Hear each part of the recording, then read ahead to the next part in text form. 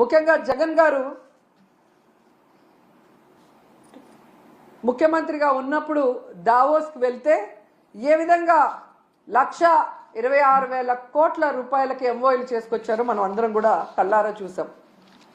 అలాగే విశాఖలో global investment summit ఏర్పాటు చేసి 13.5 లక్షల కోట్ల రూపాయలకి ఎంఓయూలు చేయడం మీ అందరూ కూడా గమనించారు ఈ రాష్ట్ర ప్రజలు. ఎందుకు ఇది చెప్తున్నానంటే ఈ నెలలో సాక్షాత్తు ప్రధానమంత్రి గారు శంకుస్థాపన చేసిన 1,85,000 కోట్ల గ్రీన్ ఎనర్జీ ప్రాజెక్ట్ని ఆ రోజు విశాఖ గ్లోబల్ సమ్మిట్లో జగనన్న తీసుకొచ్చిన విషయం ఈ రాష్ట్ర ప్రజలకు ఇంకా గుర్తుందని నేను అనుకుంటున్నా. అలాగే ప్రధానమంత్రి గారు శంకుస్థాపన చేసిన బల్క్ డ్రగ్ ప్రాజెక్ట్ కూడా జగనన్న ముఖ్యమంత్రిగా ఉన్నప్పుడు ఇతర రాష్ట్రాలతో పోటీ పడి తీసుకొచ్చింది. దానికి భూమిని కూడా జగనన్నే తన హయాంలో కేటాయించింది నిజం కాదా అని అడుగుతున్నా.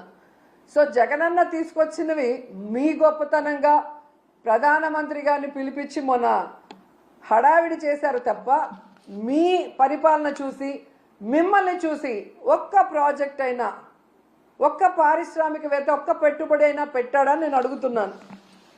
జగనన్న విశాఖలో గ్లోబల్ ఇన్వెస్ట్మెంట్ సమ్మిట్ పెడితే అదాని వచ్చారు, అంబానీ వచ్చారు, జిందాల్ గారు వచ్చారు.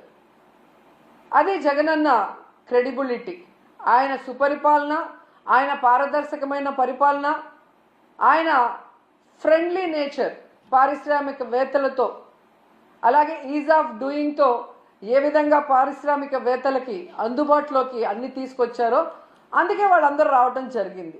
కానీ మీరు మీ హయాంలో ఒక్కరంటే ఒక్కరు రావటానికి భయపడుతున్నారు అంటే దానికి కారణం మీ అరాచక రెడ్ బుక్ పాలన కాదా అని నేను అడుగుతున్నాను. ఈరోజు ఇన్ని మాట్లాడి వెళ్ళిన మీకు ఉత్త చేతులతో తిరిగి రావడానికి సిగ్గు లేదా అని అడుగుతున్నాను. ఏ మొహం పెట్టుకొని ప్రజలకు ఏం చెప్పాలనుకుంటున్నారు? మీకేం కొత్త కాదులేండి. పక్క రాష్ట్రాల వాళ్ళు పెట్టుబడులతో వస్తే మీరు కట్టుకథలతో వస్తారు. ఎవరి మీద తోసేద్దామా, ఏం చెప్పి తప్పించుకుందామా అన్న కార్యక్రమం మీకు తెలిసినంత బాగా ఎవరికి తెలియదు.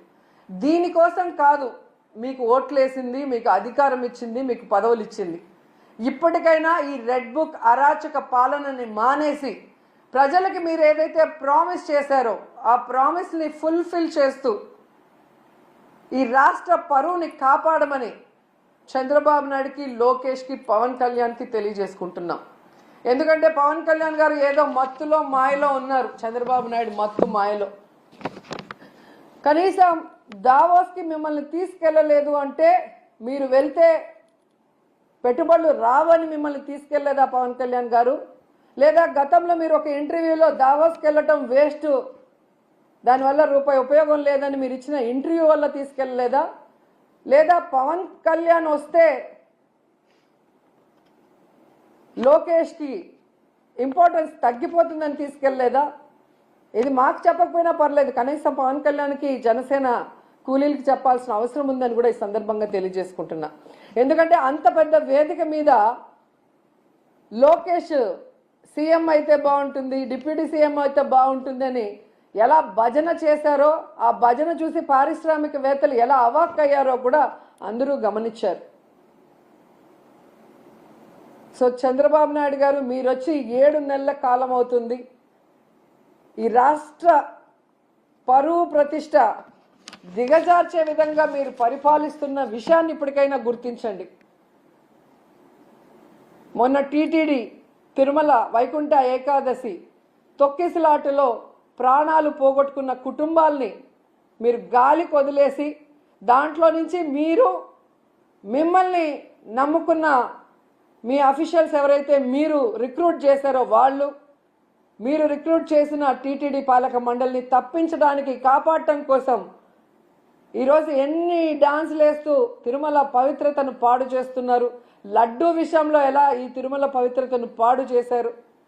అలాగే మహిళల మీద ఇన్ని అఘాయిత్యాలు, ఇన్ని అత్యాచారాలు, హత్యలు జరుగుతుంటే కూడా మీరు దాన్ని ఎవరి మీద నెట్టాలి, ఏ పార్టీ మీద నెట్టాలన్న ప్రయత్నం చేస్తున్నారే తప్ప వాటికి అడ్డుకట్ట వేయకపోవటం ఈ రాష్ట్ర ప్రజలందరూ కూడా గమనిస్తున్నారు. ముఖ్యంగా పవన్ కళ్యాణ్ గారు లా అండ్ ఆర్డర్ ఫెయిల్యూర్ అయింది, హోమ్ మినిస్టర్ ఫెయిల్యూర్ అయ్యారని చెప్పి అంత చెప్పిన తర్వాత కూడా ఇంతవరకు మీరు లా అండ్ ఆర్డర్ మీద దృష్టి పెట్టలేదు అంటే ఈ రాష్ట్ర ఇమేజ్ ఎంత దిగజారిపోయిందో దావోస్ పర్యటనలో మీకు ఒక్క ఎంఓయు కూడా అవ్వకపోవటం అనేది ఇప్పటికైనా తెలుసుకొని రాష్ట్ర ప్రతిష్టని పరువుని పెంచే విధంగా మీరు పరిపాలిస్తారని ఆశిస్తున్నాం. అలాగే ఈ రాష్ట్రంలో తప్పుడు కేసులు, ఈ రాష్ట్రంలో మీకు నచ్చని వాళ్ళ మీద ఏదో రకంగా కక్ష సాధింపు చేయాలి అంటే అది కరెక్ట్ కాదు. ఎందుకంటే ఎప్పటికీ మీరు ఉండరు. రాబోయే కాలంలో జగన్మోహన్ రెడ్డి గారు ఖచ్చితంగా ముఖ్యమంత్రి అవుతారు. ఎందుకంటే ఇప్పటికే ప్రజలు మీకు ఓటేసిన దానివల్ల వేసిన వాళ్ళు బాధపడుతున్నారు. ఈవీఎంల వల్ల మీరు గెలిచారనుకున్న వాళ్ళు మీరు దిగిపోవాలని ప్రార్థనలు చేస్తున్నారు. ఎందుకంటే మీ వల్ల పేదవాళ్ళకి ఉపయోగం లేదు, రాష్ట్రానికి ఉపయోగం లేదు, ఏ వర్గానికి కూడా ఉపయోగం లేదు. కాబట్టి ఇప్పటికైనా మీరు మీ సీనియారిటీని ఇచ్చిన మాట నిలబెట్టుకోవడంలో పెట్టండి. ఈ రాష్ట్రంలో పుట్టినందుకు 4 సార్లు ముఖ్యమంత్రిని మిమ్మల్ని చేసినందుకు ఈ రాష్ట్ర ప్రజలకు ఇచ్చిన వాగ్దానాలు నెరవేరుస్తూ ఈ రాష్ట్ర ప్రతిష్టని పెంచే విధంగా ముందుకు వెళ్ళండి. ఇప్పటికైనా అబద్ధాలు చెప్పడం మానేయండి అని కూడా ఈ సందర్భంగా తెలియజేసుకుంటూ, నిజంగా ఈరోజు ఒక్క ఎంఓయు కూడా జరగకుండా వీళ్ళు తిరిగి రావటం వీళ్ళకి సిగ్గు అనిపించడం లేదేమో కానీ ఈ రాష్ట్రంలో ఉన్న ఒక ప్రజల్లాగా అంటే ఒక ఓటర్ లాగా లేదా ఒక లీడర్ లాగా మేమైతే పక్క రాష్ట్రాల వాళ్ళ ముందు మొహం చూపించలేక సిగ్గుపడుతున్నాం. గతంలో ఎలాగైతే బాబు వస్తే జాబ్ వస్తుందన్నాడు, కేవలం వాళ్ళ బాబు లోకేష్ బాబుకే ఎమ్మెల్సీ ఇచ్చి మంత్రిని చేసుకున్నాడు. ఇప్పుడు 20 లక్షల మంది అబ్బాయిలకంతా ఉద్యోగం ఇస్తాం లేదా నిరుద్యోగ భృతి ఇస్తామన్నారు. 7 నెలలు అయింది, ఒక ఉద్యోగం లేదు, నిరుద్యోగ భృతి లేదు. మళ్ళీ వాళ్ళ కొడుకు లోకేష్ బాబుకు మాత్రమే మంత్రిగా ఉద్యోగం ఇచ్చారు. సో ఈ రాష్ట్ర ప్రజలు బాగా గమనించండి. మీకు మంచి చేసిన వాళ్ళని, మీకు మంచి చేయాలని తాపత్రయపడే వాళ్ళని ఇప్పటికైనా గుర్తించి ఇలాంటి కూటమి నాయకులు చెప్పే అబద్ధాలకి, కుట్రలకి, కుతంత్రాలకి మీరు నమ్మి బలవద్దని కూడా అందరికీ కోరుకుంటున్నాను.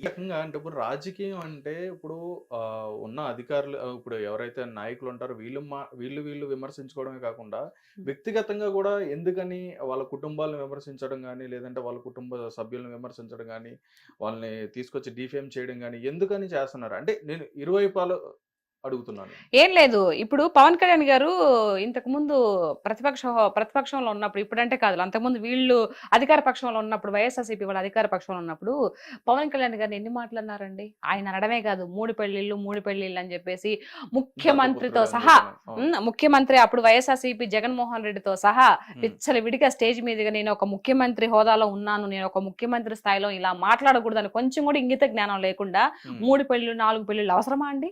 ఆయన పర్సనల్ గురించి అవసరమా? ఒక్కొక్కరు చేసుకున్నారు, ఒక్కొక్కరికి అన్ని ఇచ్చేసి మీలాగా ఏదో అంటారు కదా, ఇప్పుడు ఆ విషయాలు ఎందుకులే గానీ మీలాగా చేయలేదు కదా ఆయన.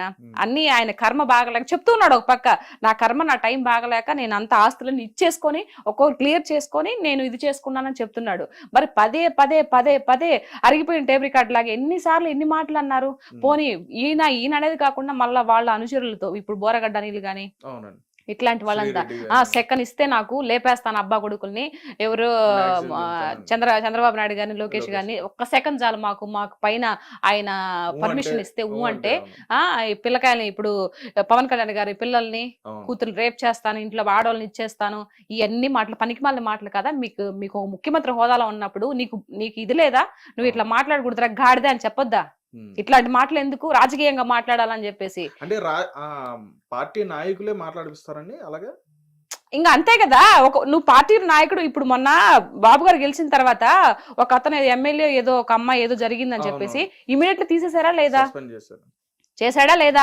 మరి ఇంత ఇచ్చలవిడిగా మీరంతా మాట్లాడుతున్నప్పుడు గోరెంట్ల మాధవ్ గారి గురించి కానీ ఎన్ని వచ్చాయి వీడియోస్, ఇట్లా అమ్మాయిలు ఇట్లా వేధిస్తున్నారని, తర్వాత అమ్మంటి రాంబాబు గారు ఎన్ని వచ్చినాయి కదా. మరి నువ్వు పార్టీ అధినేత అయ్యి ఉండి ముఖ్యమంత్రి హోదాలో ఉండి నువ్వేం చేసావు? మరి ఎవరు గొప్ప వాళ్ళు? నువ్వు గొప్పవాడివా, బాబు గారు గొప్పవాళ్ళ? పవన్ కళ్యాణ్ గారిని ఎన్ని మాటలు అన్నావు నువ్వు? ఎన్ని అనాల్సిన మాటలన్నీ అనేసా నువ్వు. ఆయన చెప్తూనే ఉన్నారు, నువ్వు రాజకీయ పరంగా అడిగిన దానికి క్వశ్చన్ సమాధానం చెప్పు, నువ్వు పర్సనల్ గా మాట్లాడొద్దంటే ఆయన అడిగిన దానికి ఒక్క క్వశ్చన్ కి సమాధానం చెప్పలేదు జగన్మోహన్ రెడ్డి గారు. మరి మాటలేమో అన్ని మాట్లాడుతూ ఉంటారు, మరి అడిగిన దానికి సమాధానం చెప్పాలి కదా. ఎదుటి వాళ్ళు ఎవరైనా సరే ఆయన ఒక క్వశ్చన్ నిన్ను అడిగినప్పుడు నువ్వు ముఖ్యమంత్రి స్థాయిలో ఉన్నప్పుడు సమాధానం చెప్పాలా వద్దా? అదే. అయితే ఇక్కడ వాళ్ళు మాట్లాడే ఏ మాటలైనా చూసుకుంటే, వాళ్ళు ఏదైతే విమర్శలు చేయడం కానీ, లేదంటే వాళ్ళు ప్రెస్ మీట్లో మాట్లాడడం కానీ, ఏది చూసినా కానీ యువతలో ఇప్పుడు నాయకుల్ని ఏదో నిజంగా వాళ్ళ నుంచి నిజంగా నష్టపోయిన వ్యక్తులు ఎవరైతే ఎలా అయితే మాట్లాడతారో, వాళ్ళు కుటుంబాన్ని కానీ, లేదా వాళ్ళని కానీ, వాళ్ళ జీవితాన్ని కానీ, లేదా వాళ్ళ లైఫ్ని కానీ నష్టపోయిన వ్యక్తులు ఎలా మాట్లాడతారో ఆ విధంగా మాట్లాడే విధంగా వాళ్ళు వాయిస్ అనేది ఇవ్వడం జరిగింది. ఆ పర్సన్ చూసుకుంటే పోసాని కృష్ణమురళి గారు కానీ, ఆయన మరీ అంటే అంటే ఆయన నిజంగా ఏదో కోల్పోయినట్టుగానే మాట్లాడినట్టుగా ఆయన మాట్లాడతాడు. మరి ఎందుకని అలా మాట్లాడతారు అంటే ఏం లేదు, డబ్బు గురించి అండి, డబ్బు కోసమే ఇదంతా. ఇదిగో నేను ఈ విధంగా పెద్ద దుమ్ము ఎదవ మొన్న చూసానండి నేను. ఎవరే పవన్ కళ్యాణ్, నువ్వు ఒక వెదవి, నువ్వు ఒక సన్నాసివి, అవసరమా ఇప్పుడు పవన్ కళ్యాణ్ గారు? ఏం చేశారు? కూడా తీసుకొచ్చి అందులో తిట్టాలి. పోసాని గారు ఏం చేశారు పవన్ కళ్యాణ్ గారు? ఒక హీరోగా ఉంటేనే కదా నువ్వు చాలా మూవీస్ చేసావు. ఎవరైనా కూడా హీరోలు ఉంటేనే కదా కింద సపోర్టింగ్ ఆర్టిస్ట్ వస్తారు, మా బోటి వాళ్ళు. మరి ఎందుకు అంత దుర్భాషలాడడం అవసరం ఏముంది? అంటే వాళ్ళు ఇచ్చే నోట్ల కోసం ఇష్టం వచ్చినట్టు మాట్లాడేస్తావా? ఎన్నేళ్ళు మహా అయితే ఎన్నేళ్ళు ఉంటారండి భూమి మీద? ఎవరైనా సిలేసుకొని ఇక్కడే ఉంటారా? ఎవరో ఒకరు పోవాల్సిందే కదా. ఏం చేసుకుంటారు ఇప్పుడు? మీకు ఎవరైతే ఉన్నారో పోసాని గారు ఆయన తినడానికైతే ఇప్పుడు ఈ కడుపు కోసమే కదా, కోటి విధులు కూటు కొరకే అని, కడుపు కోసమే కదా ఎన్ని వేషాలు వేసినా కూడా. దానికి మరి ఇంత దిగజారిపోయి ఇంత ఇది ఒకరిని తిడితే వచ్చే డబ్బు ఎందుకండి? నోటుకొచ్చినట్టు మాట్లాడి ఆయన ఎన్ని మాట్లాడి పవన్ కళ్యాణ్ గారిని, మరి అది తప్పు కదా. మరి మీరు మందలించాలి కదా, మాట్లాడకూడదు అని చెప్పేసి. ఇవంతా కావాలని చేసిందని మీకు అర్థం కావట్లేదా? డబ్బుల గురించి తీసుకొని ఎవరు ఎందుకు మాట్లాడతారు? ఏ లాభం లేకుండా ఎందుకు మాట్లాడతారు? నేను మాట్లాడుతున్నా, నేను ఒక్క పైసా ఆశించకుండా కూటమి ప్రభుత్వం నుంచి నేను ఏ పార్టీ అని ఎప్పుడు చెప్పలేదు, ఇప్పటి వరకు నేను డిక్లరేషన్ ఇవ్వలేదు. నేను మాట్లాడుతున్నానంటే నాకు ఏదైతే ఇంతకు ముందు ప్రభుత్వం ఆంధ్ర రాష్ట్రంలో 5 ఏళ్ళుగా చూశాను కాబట్టి అది ఒక బాధతో నేను మాట్లాడుతున్నా, ప్రజల్లో ఒకదానిలాగా మాట్లాడుతున్నా. నేను ఏ పార్టీకి సపోర్ట్ గా మాట్లాడడంలా. అంటే చాలా మంది కూడా అనుకున్నారు ప్యాకేజ్ ఎక్కడి నుంచి వస్తుందండి? నాకు అసలు నిజంగా అట్లాంటిది ఒకటి ఉంది కూడా అని కూడా తెలియదు నాకు. మరి ఎవరిస్తారు ప్యాకేజీ? ఆయన నేను ధైర్యంగా మాట్లాడడం లేదా? మీరు రాజకీయ పరంగా మాట్లాడండి, ప్రజలకు ఏదైనా అన్యాయం జరిగితే మాట్లాడండి. ఎవరో ఏదో ఇస్తే ఆ డబ్బులు తీసుకొని ఇష్ట ప్రకారము ఈ బూతులు తిట్టేస్తాను అని అంటే అది కరెక్ట్ కాదు కదా. పైన భగవంతుడు కూడా దాన్ని క్షమించాడు.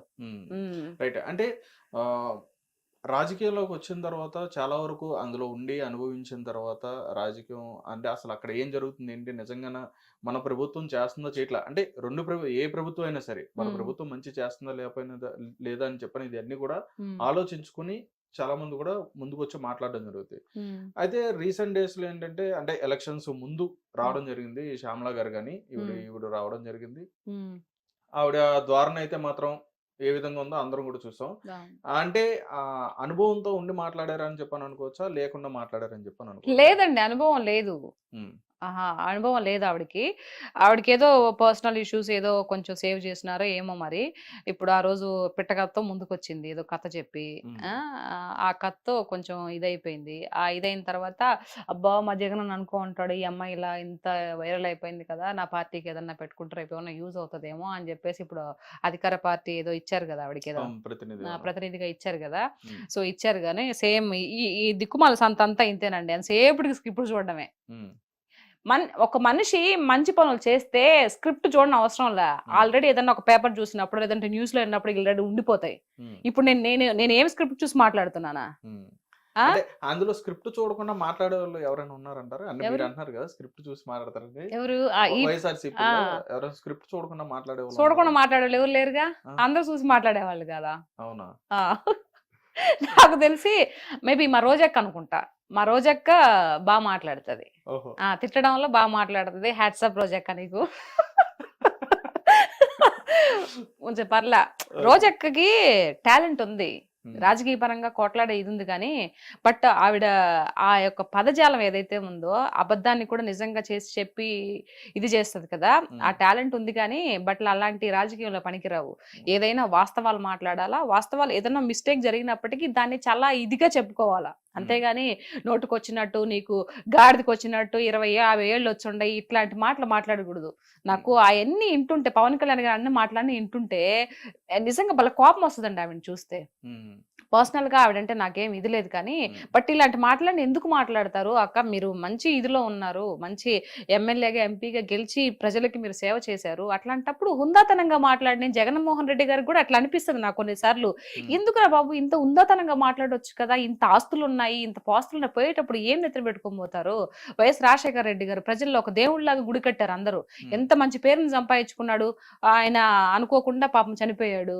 ఏమి నెత్తిన పెట్టుకొని పోయాడు? ఎవరైనా ఏం నెత్తిన పెట్టుకొని పోతారు? నోట్లో మాట జాగ్రత్తగా మాట్లాడాలి కదా అనేది నాకు అనిపిస్తుంది కొన్నిసార్లు. సో ఈ ఇంటర్వ్యూ ద్వారా ఇన్నా పర్వాలేదండి, తెలుసుకున్న మారినా పర్వాలేదు. 10 సార్లు చెప్తే ఒక్కసారి నా ఇంటర్ ఏమో అందుకని మీరు వీడియోలు పెడతారా? ఇంటర్ ఏమో అనే ఒక బాధ, ఒక నమ్మకం అన్నమాట, అంతే.